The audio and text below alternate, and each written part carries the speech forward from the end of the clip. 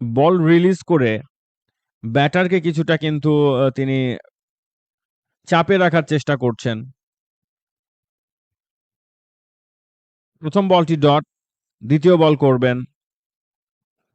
এবারে এগিয়ে এসেছেন লফটেড, সরাসরি বোলারের পেছনে বোলার্স ব্যাক ড্রাইভ করে পাঠিয়ে দিয়েছেন।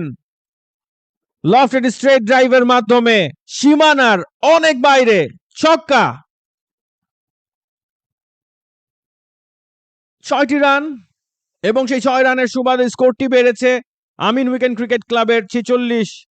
8 ওভার 2 বল শেষে 20 ওভারের খেলায় এই মুহূর্তে 10ম ওভার পর্যন্ত আমরা দেখছি 50 রান হয়তো পার হতে পারবে। সেক্ষেত্রে 65 রানও যদি হয়, শেষের 10 ওভারে আরো অনেকগুলো রান কিন্তু সংগ্রহ করতে হবে। এবারে ব্যাটে বলের সংযোগটা খুব ভালো হয়নি, তবে কিপারও মিস করেছেন, সরাসরি চলে যাচ্ছে বাউন্ডারির দিক। এবং ইয়াস,